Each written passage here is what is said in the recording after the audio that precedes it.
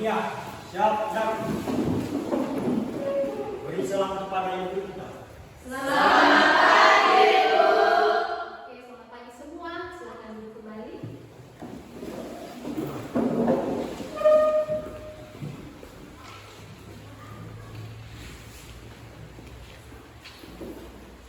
Selamat datang kepada anak-anak kami dalam proses pembelajaran pendidikan agama Katolik. Ibu merasa kalian pada hari ini sangat-sangat bahagia. Ya, bagaimana kabar anak-anak kami semua? Sehat. Sudah pada makan? Sudah. Ya, sebagai rasa syukur kita kepada Tuhan karena pagi hari ini anak-anak kami dalam keadaan sehat, gembira. Mari kita menyampaikan doa syukur kita kepada Tuhan, kepada anak kami Mirta supaya membawakan kita ke dalam doa. Amin.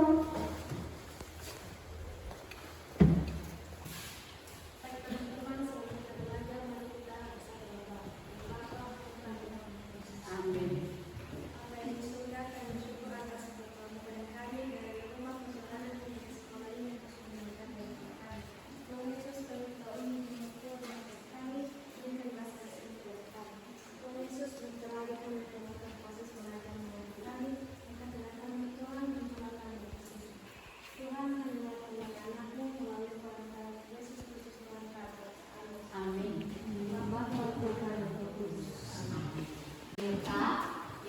Ya, Yesus mau kita dalam doa. Hari ini ya kita akan masuk pada pembelajaran yang baru. Ya. Namun sebelum itu Ibu mau cek kehadiran anak-anak kami semua.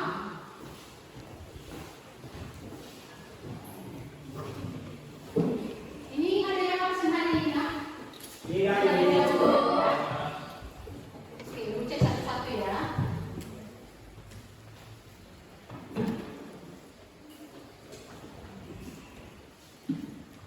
Antonius Franz, Ada Ibu. Kita Jupita Waru, Nice Asminda Waru, Reni Sastra Mendreva, Yudis Francisca Waru, dan Yudita Waru. Oke, terima kasih. Hari ini hadir semua ya, Nak. Ya, dipertahankan kehadirannya ya supaya anak-anak kami tidak ketinggalan dalam setiap mata pelajaran. Baiklah, sebelum kita memulai materi kita pada pagi hari ini, Ibu mau merefleksikan dulu ya dinamika belajar kita ya, sehingga nanti proses belajar kita sepanjang hari ini dapat berjalan dengan baik. Ya.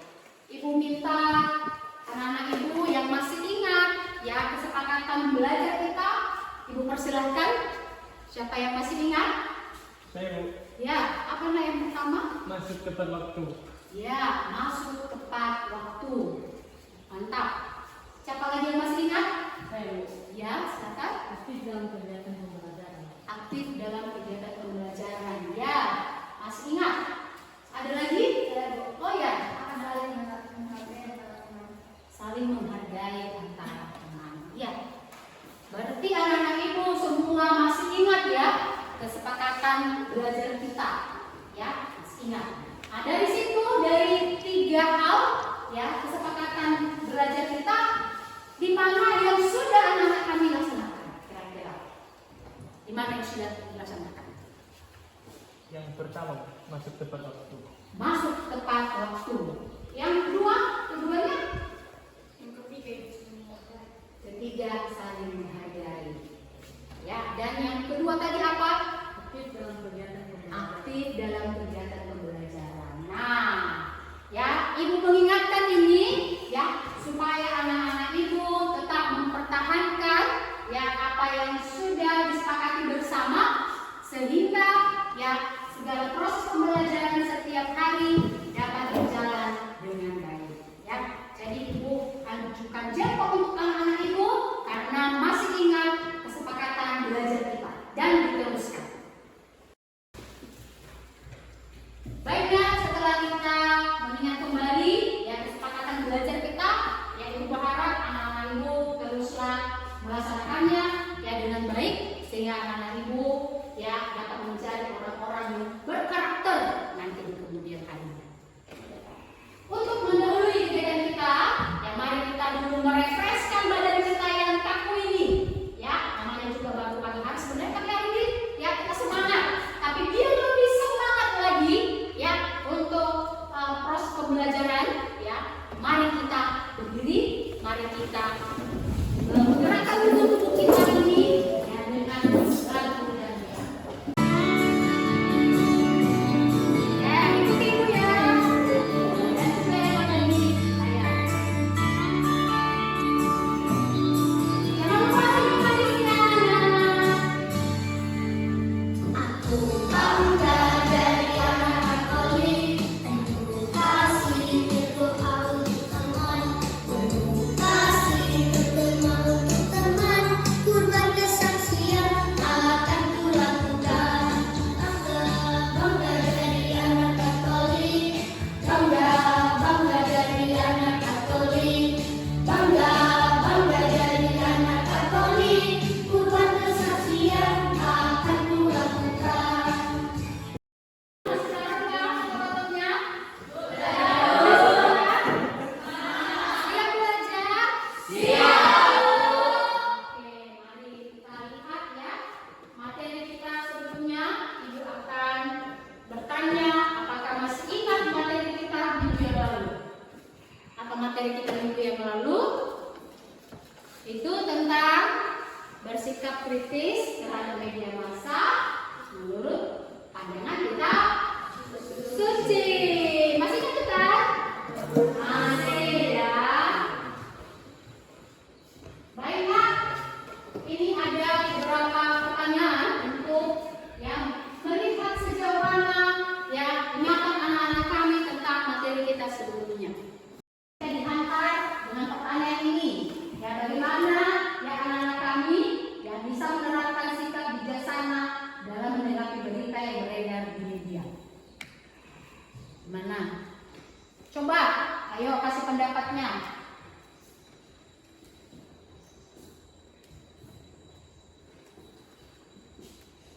Masa sudah lupa? Ayo, bagaimana? Oh ya, silakan Mak, silakan berdiri.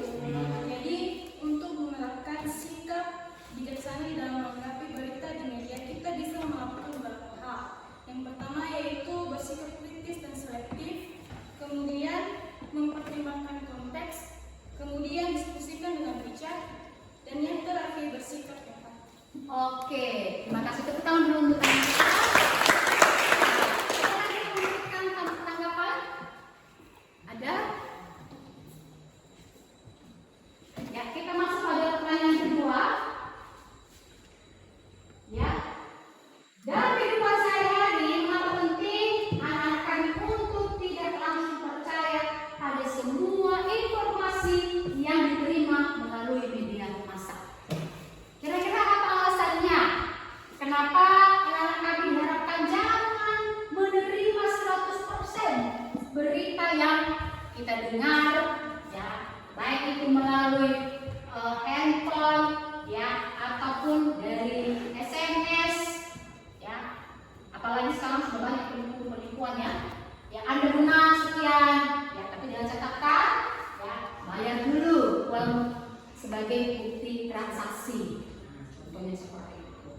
Nah, jadi di sini, ya, anak-anak kami dihantar, ya, dalam kehidupan sehari-hari mengapa penting? Nah, ya, untuk materi kita ini ada pun tujuan pembelajaran yang ingin dicapai, ya, adalah anak-anak kami nanti mampu memahami, ya, pengaruh media massa dengan bersikap kritis dan bertanggung jawab, ya, sehingga nanti anak-anak ibu, ya, dapat bersyukur kepada Allah. Ya, sekali lagi tujuan pembelajaran kita hari ini adalah peserta didik mampu memahami pengaruh media massa dengan bersikap kritis dan bertanggung jawab sehingga dapat bersyukur kepada Allah. Yang itu tujuan dari pembelajaran. Selanjutnya, ya di sini ada pertanyaan, ya, yang Ibu minta nanti, ya, antusias nanti dari anak ibu memberikan tanggapan. Nah itu nanti pertama, apa yang akan tahu membedakan mana itu berita fakta dan hoax. Kedua, faktor apa yang membuat orang lebih percaya pada hoax dibandingkan fakta. Ketiga, apa dampak dari penyebaran berita hoax terhadap masyarakat dan kehidupan sehari-hari. Ya, sudah jelas pertanyaannya? Mungkin ini adalah hal baru ya, hal baru bagi anak-anak ibu. Tapi setidaknya ya mungkin anak-anak ibu bertemu, ya pernah mendengar, ya. Jadi marilah kita saling berbagi, ya, memberikan tanggapan, ya, sehingga membantu teman-teman kita juga mungkin yang baru mengenal hari ini apa itu berita fakta dan apa itu berita hoax. Apa ada di antara anak-anak ibu yang memberikan tanggapan? Oke. Ini adalah berita yang ada faktanya itu ada banyak logo-logo yang seperti logo pemerintah, logo seperti perusahaan ataupun organisasi. Sedangkan berita-berita hoax itu hanya memberikan nama dan serta produk yang mereka tawarkan kepada masyarakat, sehingga mereka lebih percaya dengan berita hoax yang telah mereka sampaikan. Oke, terima kasih. Ya, kepada rekan yang lain masih ada lagi? Ya. Apa menurut anak kami? Ya, bagaimana membedakan mana berita fakta dan mana berita hoax? Oke, silakan Mbak. Cara membedakan berita fakta dan hoax yaitu dengan cara memeriksa sumber informasi, memperhatikan gaya penulisan dan bahasa, memverifikasi fakta dengan sumber terpercaya, dan memperhatikan tanggal publikasi. Oke, terima kasih. Ya. Yang nomor ini, yang nomor 3, ada yang bisa menyampaikan ya dampak dari penyebaran berita hoax? Egi lagi. Yang lain ada? Oh, oke, nanti Egi ya. Dengarkan dulu. Ya, nanti Kak Herni. Jadi ada beberapa dampak. Yang pertama yaitu kebingungan dan ketidakpercayaan. Yang kedua yaitu pengaruh pada keputusan publik. Yang ketiga dampak kesehatan. Ya, betul sekali. Kami Egi, silakan. Dampak dari penyebaran hoax itu terutama yang kita alami sendiri. Jika contohnya pihak yang menyebarkan berita hoax itu dari suatu perusahaan yang menghasilkan suatu produk, sehingga jika mereka mengeluarkan berita dan menawarkan barang-barang KW yang mereka produksi kepada masyarakat, tentunya yang menerima dampak negatifnya yaitu masyarakat sendiri, melainkan pihak yang mengeluarkan berita hoax tersebut mendapat keuntungan hanya demi keenakan dari mereka sendiri. Oke, terima kasih ya. Berarti bisa Ibu katakan anak-anak kami sudah paham ya, sudah mengerti, bisa membedakan mana itu berita fakta, ya berita yang asli dan berita hoax atau berita palsu ya. Jadi nanti di sini kita akan lebih mendalami lagi materi kita ini ya dalam proses diskusi nanti ya. Jadi Ibu harapkan nanti pada anak-anak Ibu nanti yang Ibu bagi dalam beberapa kelompok, marilah kita bekerja sama dengan kelompoknya, kita antusias ya, dan di sini nanti Ibu mengharapkan anak-anak nanti dapat memberikan ya presentasi yang baik, ya presentasi yang bisa menambah wawasan teman-teman semua ya. Baik, nanti saatnya kita masuk pada diskusi kelompok. Dalam diskusi kelompok ini nanti ada beberapa kriteria penilaian yang akan dinilai. Jadi nanti keempat kriteria ini yang hendaknya anak-anak Ibu memperhatikan itu ya. Kenapa selain Ibu mengambil nanti nilai kelompok, Ibu juga nanti akan mengambil nilai pribadi ya. Jadi di sini yang pertama adalah kerjasama ya, kerjasama. Ya bagaimana nanti kerjasama dari kelompok, Ibu juga nanti akan melihat ya bagaimana ya himpunan dari setiap anggota kelompok itu bisa bersatu, bisa memberikan ya argumen-argumen ya pastinya untuk membangun kelompoknya. Kemudian adalah partisipasi.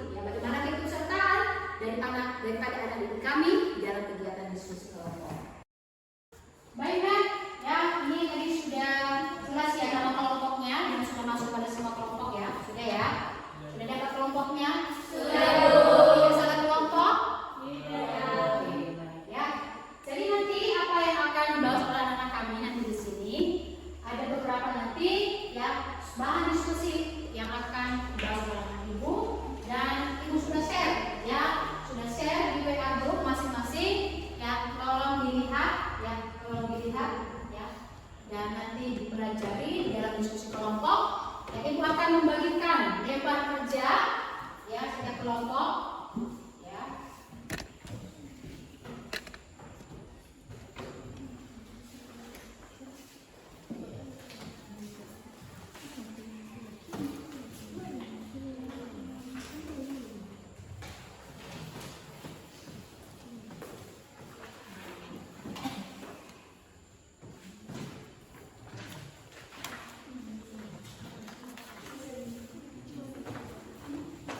Ini kelompok berapa ini? 4 ya?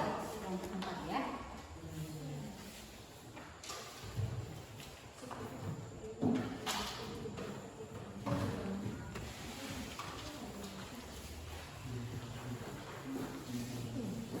Baik Mbak, ya kalau diperhatikan nanti bahan ya diskusi kita ini nanti kita akan melihat bersama nanti yang melalui laptop masing-masing kalau sudah di-download ya nanti di kelas kelompok di situ nanti ada satu ya video singkat ya, bagaimana penggunaan atau distribusi daripada berita fakta dan berita hoax. Di situ nanti akan disampaikan apa akibat-akibat dan dampak nanti dibahas di dalam kelompok ya. Nah, jadi ada 3 yang harus ditentukan nanti dalam kelompok ya. Ingat sekali lagi ya harus ada siapa yang akan mempresentasikannya, kemudian harus ada notulen yang bagian mencatat ya, dan juga menampung semua pertanyaan dari kelompok lain, dan kelima adalah moderator yang memimpin dari presentasi diskusi kelompok. Sudah paham? Sudah paham? Sudah. Ada pertanyaan? Oke. Ibu sudah membagikan ya ada lembar kerja, ada lembar kerja 2.1 dan baliknya ada lembar 2.2 ya, lembar 2.2 dan di situ ya ada beberapa pertanyaan nanti dan itu akan dibahas dalam kelompok ya. Baik, Ibu persilakan anak-anak Ibu ya membahasnya di dalam kelompok. Ibu memberikan waktu 30 menit dan sekarang persilakan. Oke. Untuk keseragaman ya, karena masing-masing dari kelompok ya tidak semua memiliki laptop dan sudah memiliki handphone ya. Yang sudah mendownload silakan dilihat di laptopnya, dan yang belum mari kita saksikan bersama ya video pembelajaran ya sehubungan dengan materi kita hari ini.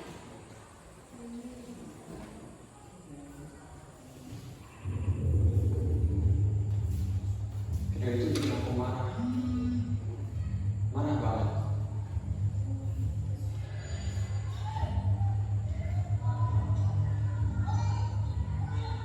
Tega banget gak sih? Kok bisa seperti itu?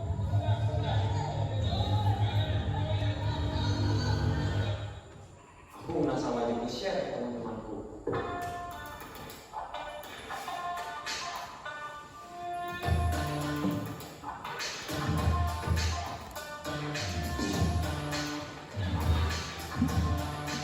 Baik ya, sudah diperhatikan semua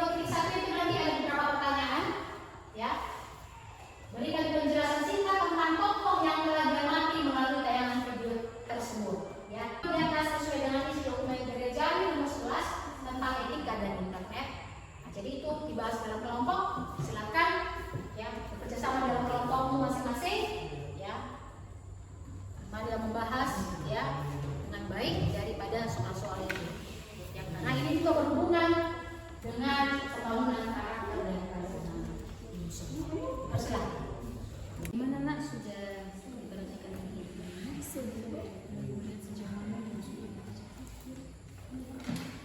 Ada kesulitan? Ada kesulitan dari soal mana? Gak ada ya? Teruskan ya. Gimana kelompok 2? Aman ya? Oke. Ada yang merasa kesulitan? Enggak ada. Nggak ada ya. Digunakan kecanggihan ya. Ya. Jangan menggunakan HP itu hanya untuk selfie. Kelompok 3 bagaimana? Sudah mau selesai? Silakan. Silakan dibuat. Oke. Kelompok 4 bagaimana? Bagaimana perkembangan dalam proses ya? Ada kesulitan lah? Kalau ada kesulitan nanti tolong disampaikan sama ibu ya. Ibu siap mendampingi ya. Baiknya bagaimana? Sudah selesai diskusinya? Sudah selesai? Sudah? Jawablah, sudah selesai semua? Belum. Kelompok mana yang sudah siap? Kelompok mana? Oh, kelompok 4. Oke. Persilakan kelompok 4 menyajikan hasil pada kelompoknya. Teman-teman, perkenalkan kami dari kelompok 4 ingin menyampaikan hasil diskusi kami. Sebelumnya, perkenalkan nama anggota kami, nama anggota kelompok kami. Saya Natalia Pitawaro sebagai moderator, di samping saya Frans sebagai penyaji materi, sebenarnya Cindy sebagai notulen, dan sebenarnya adalah ekstrak sejarah. Nah, izinkanlah kami menyampaikan hasil diskusi kami pada pagi hari ini. Dan untuk itu kepersilakan teman kami untuk menyajikan. Baik, kami akan mengumpulkan dari yang telah kita tadi di dalam video tersebut. Jadi kami dapat melihat dalam video tersebut seorang remaja yang melihat video anak yang sedang dibuli atau dipukuli secara keras. Jadi setelah anak remaja itu melihat video tersebut, ia pun merasa tidak suka. Jadi dia memberitahu kepada teman-temannya melalui WA bahwa dia memberikan video itu bahwa tidak bagus. Baik, jadi saya melanjutkan dari pertanyaan kira-kira PDD 2. Satu, apa yang pada pertanyaannya itu bagaimana gereja melihat perkembangan internet dan media digital sebagai sarana untuk menyebarkan kebenaran dan nilai-nilai berdasarkan studi dokumen gerejawi nomor 119. Jadi manfaatnya itu aksesibilitas. Satu, internet memungkinkan lebih banyak orang mengakses informasi dan ajaran gereja dengan mudah tanpa batasan geografis. Penyebaran pesan, media sosial dan platform digital dapat digunakan untuk menyebarkan pesan iman secara luas dan cepat. Terus yang kedua, komunitas spiritual. Umat dapat terhubung satu sama lain meskipun berada di lokasi yang berbeda, memperkuat dan kebersamaan dukungan spiritual. Kreativitas dalam pengajaran, gereja dapat menggunakan berbagai format seperti video, podcast, dan artikel untuk belajar dan menginspirasi. Teman-teman, dari penjelasan kami tadi, kalau ada komentar pertanyaan boleh silakan. Kalau bisa ada yang belum begini. Kalau ada komentar dari kelompok lain, dipersilakan. Kalau tidak ada, berarti sudah cukup jelas. Kita akan lanjut pada kelompok pertama. Mana sudah jelas? Gak ada pertanyaannya? Oke, kalau nggak ada, demikianlah sepertikan pada pagi hari ini. Terimalah sabda dalam masalah. Oke, kita beri aplaus untuk kelompok 4. Baik, kita akan melanjutkan presentasi berikutnya. Kelompok mana lagi yang sudah selesai? Oh ya, persilakan kelompok 2. Ibu juga mengharapkan kelompok 1 dan kelompok 3 ya supaya presentasikan aja kelompoknya. Baik, perkenalkan kami dari kelompok 2. Kami akan menyampaikan hasil diskusi kami yang telah kami diskusikan tadi dan kami akan mempresentasikannya dalam diskusi. Baik, pertama-tama perkenalkan nama saya David Sejaman Pak. Di sebelah saya ada Felicitas Rengarti Waluhu sebagai pembaca dan Rita Waluhu sebagai pembaca kedua.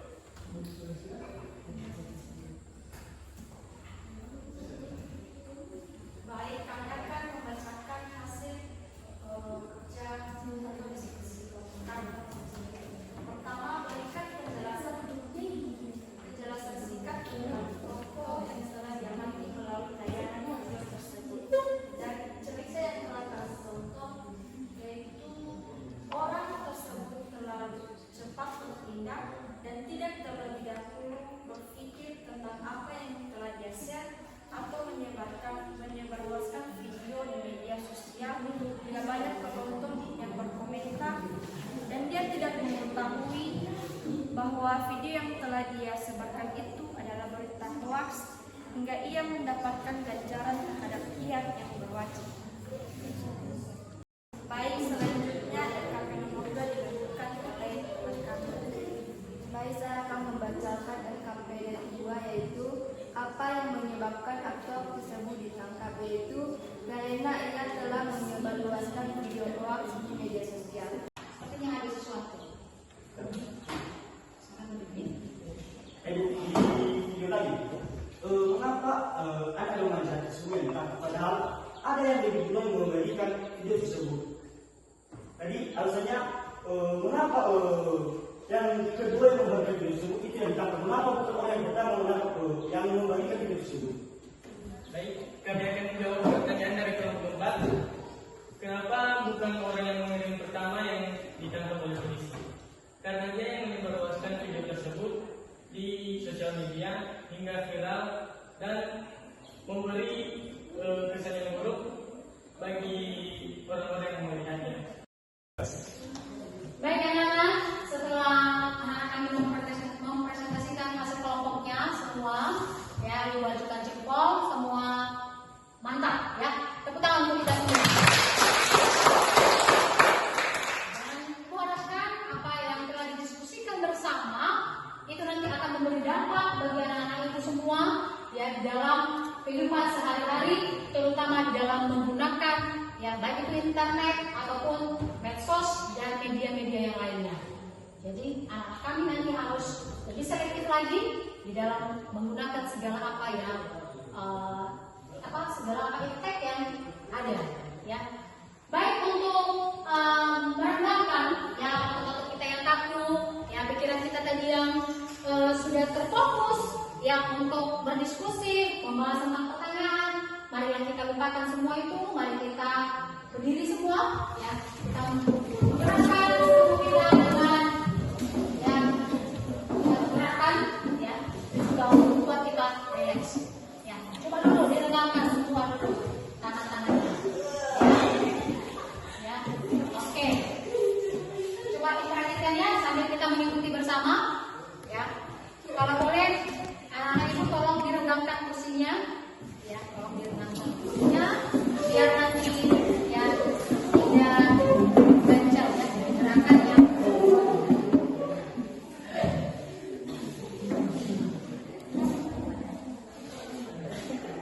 Jadi selanjutnya, oke,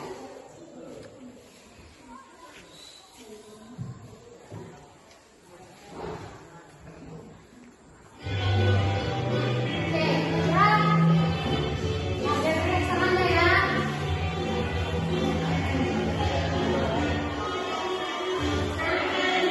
Ya, nanti putar.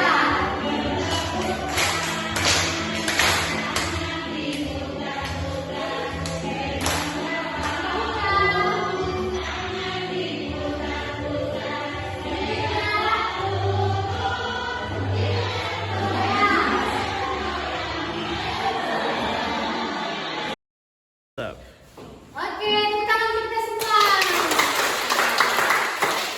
Sudah relax? Sudah kembali? Sudah siap? Duduk kembali.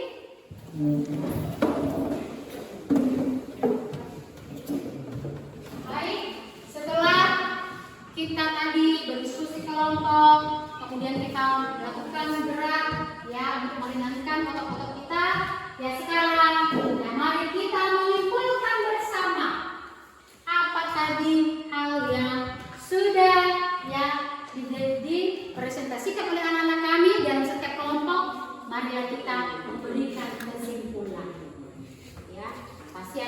tadi sudah paham ya tentang video, tentang seri dokumen, ya sudah paham, dan mari kita sentuhkan bersama untuk kita laksanakan ya di dalam kehidupan sehari-hari. Oke, Ibu persilakan dulu kelompok ya 1 ya. Apa kesimpulannya? Baik, Bu, kesimpulan yang dapat kami berikan itu, jika seandainya kita telah menerima berita dari sumber-sumber yang belum tentu kita ketahui, tentunya kita perlu menelusuri dari mana sumber berita serta fakta yang terkandung dalam berita tersebut agar tidak merugikan pihak siapapun, baik diri kita maupun orang lain. Sekian. Oke, berarti pertama kita ya menyimpulkan pertama ya. Oke, ya kelompok 1 mengatakan bahwa pertama kita harus mencari tahu kebenaran informasi yang ada. Baik, ya sekarang kelompok 2, apa kesimpulannya nak? Baik Ibu, kesimpulan yang dapat kami lihat dari video tadi adalah tidak mudah menerima apa saja berita-berita yang kita terima. Sekian Ibu. Oke, kelompok 3 bagaimana? Kesimpulannya nak?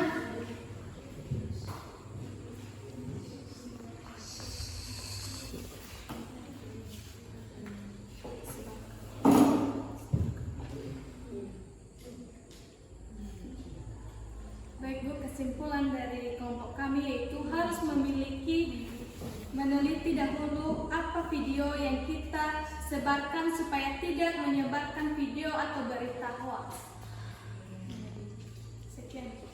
Baik.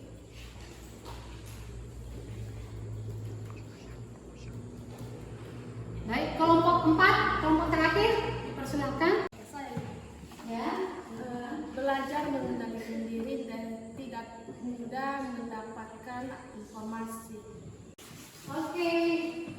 Baiklah, ya ini tadi kesimpulan yang telah disampaikan oleh anak-anak kami dari setiap kelompok. Ya, yang pertama, ya apa yang menjadi kesimpulan? Pertama, mencari tahu kebenaran informasi yang ada.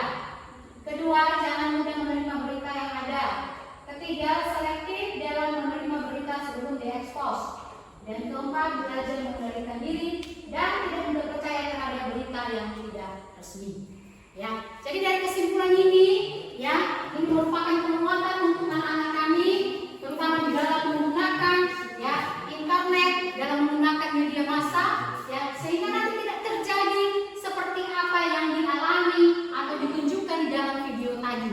Di mana di dalam video tadi, karena saking dia serius menanggapi sebuah berita, akhirnya dia mengekspos, ya, ternyata itu hanya sebatas drama sebenarnya. Tetapi karena dia terlalu prihatin ya terhadap berita yang ada, akhirnya ya dia menyebarluaskan, ya tanpa lagi menyeleksi dari berita ataupun informasi yang ada di dalam media itu sendiri. Sehingga apa yang terjadi? Akhirnya dia berhadapan dengan pihak-pihak berwajib. Ya.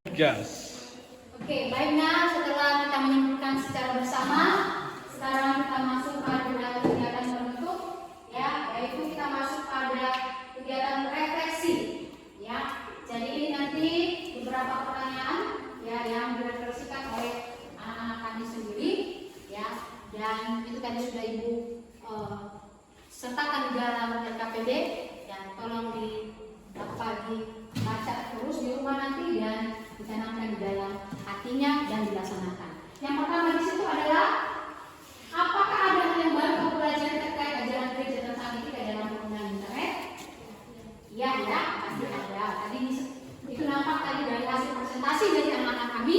Anak-anak kami semua mengungkap apa saja hal-hal ya yang merupakan dampak, apa saja yang merupakan manfaat dan juga tantangan ya, yang bersumber dari seri dokumen gereja.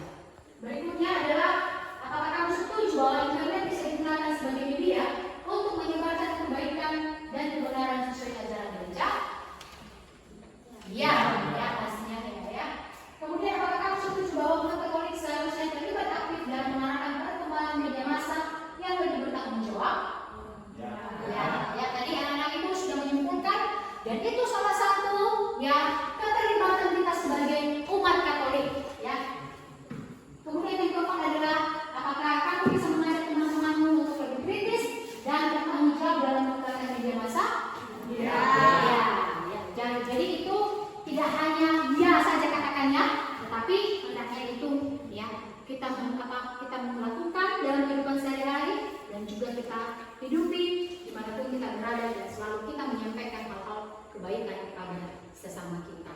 Ya, baik dari sini kalau ada yang mau ditanya yang kurang jelas dipersilahkan. Dari segala proses pembelajaran kita tadi di awal, kalau ada yang belum jelas yang bisa ditanyakan. Baik, kalau tidak ada, ya kita masuk pada ya tugas. Ya, ini tugas mandiri. Ya, minggu depan kita akan kumpulkan, ibu akan kumpulkan. Ya, itu juga sebagai bahan kepada anak-anak ibu, sebagai dasar, sehingga nanti pada materi berikutnya ya kita ada kesinambungan. Ya. Baik teman-teman, untuk mengakhiri mata pelajaran kita, mari kita bersatu dalam doa dalam nama Bapa, Putra dan Roh Kudus. Amin. Amin. Ya Tuhan Allah Bapa kami yang telah berkata di dalam kerajaan surga, sekarang kami kembali memuji dan memuliakan nama-Mu di siang hari ini. Dan kami juga akan melanjutkan pada materi selanjutnya dan kiranya Engkau yang menyertai kami semua dalam setiap pembelajaran yang akan kami terima. Ya Tuhan, hanya di dalam singkat ini yang kami panjatkan melalui perantaraan Kristus Tuhan kami. Amin. Amin.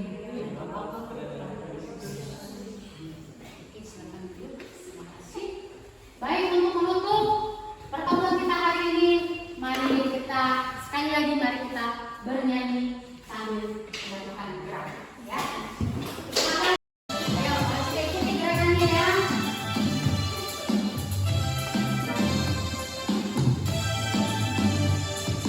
Kuat-kuat yang terkuat, hebat-hebat dan berhebat, besar-besar yang terbesar, itulah Tuhan Yesusku. Kuat-kuat yang terkuat, hebat-hebat yang berhebat, besar-besar yang terbesar, itulah Tuhan Yesusku. Yesus yang berhebat, Yesus yang berhebat, Yesus yang terbesar-besar, Dia yang Tuhannya. Baiklah, demikianlah pertemuan kita hari ini. Ya, segala apa tadi pembelajaran yang disampaikan, tolong diingat kembali dan pelajari di rumah. Ya, dan minggu depan kita akan bertemu kembali dalam materi ya yang lainnya. Dan pastinya apa tugas-tugas tadi yang disampaikan, tolong dikerjakan sebagai modal kita untuk pertemuan minggu depan. Ya, terima kasih semua atas kebersamaannya. Tuhan Yesus memberkati kita semua. Yahoo! Ya. Beri salam kepada ibu kita.